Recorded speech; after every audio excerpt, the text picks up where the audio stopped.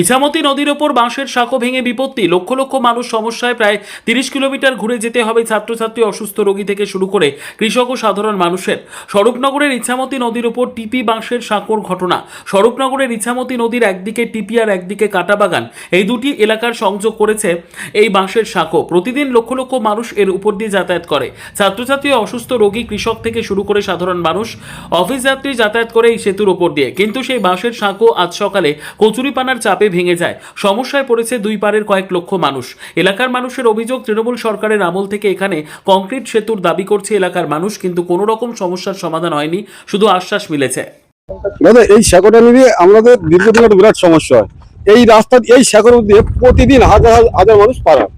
এদিকে হাকিমপুর তো মহলানপুর, এবং কি এই রাস্তাটা দিয়ে স্কুল কলেজ সবটাই এই সাঁকোর মধ্যে নির্ভর করে মানুষ।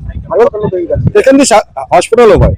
এবং কি আমরা যখন হাকিমপুর টু মহলানপুর এই রাস্তাটা যদি এইটা আমরা 30 কিলোমিটার রাস্তা ছড় হয় রাস্তা দিয়ে যেতে।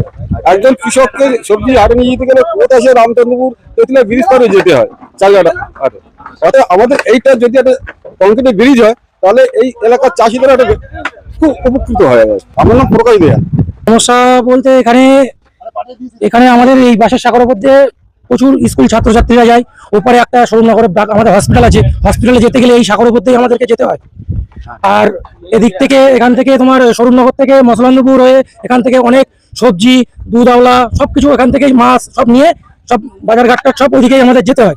দুই পারে লক্ষ লক্ষ মানুষের যাওয়া আসা এই সাঁকোর উপর দিয়েই। ঠিক আছে, হ্যাঁ, সেই সাঁকোটাই ভেঙে গিয়েছে। এখন আমরা চাইছি এই সাঁকোটা কংক্রিটের হলে আমরা ভীষণ উপকৃত হবো। কংক্রিটের সেতুর দাবি করা হয়েছিল, উনি একবার এসে শিলান্যাসও করে গিয়েছে, বলেছে কাঠের একটা পাটাতন দিয়ে আমরা করে দেবো। শিলান্যাসও করে গিয়েছিল, কিন্তু হয়নি। আশ্বাসই সবকিছু দিয়েছে, কাজ কিছুই হয়নি। এখন চাইছি এই জায়গায় কংক্রিটের ব্রিজ হলে স্কুল ছাত্রছাত্রী যেখানে মানে স্কুল কলেজ হসপিটাল এগুলো আমরা ভালোভাবে যেতে পারবো। আপনার নাম? মানস। প্রতি বছর এটা তো দেখা যায়, এই বছর যে এইবার প্রথম ঘটেছে, যে এটা আমার চোখের সামনে ঘটলো, সে দেখে গেলাম। এবং দেখা যাক যথোপযুক্ত ব্যবস্থা কিছু একটা করতে হবে। এতগুলো মানুষের যাতায়াতের এটাই রাস্তা, দেখছি আমরা কি করা যায়। এলাকার মানুষের একটা কংক্রিটের সেতুর দাবি করছে। ঠিক, আমরা দেখছি কি করা যায়। যদি আমাদের তরফ থেকে হয় ভালো, যদি না তরফ থেকে আমরা উপরে জানাবো যে এলাকার মানুষের এরকম দাবি আছে, কি করা যায়।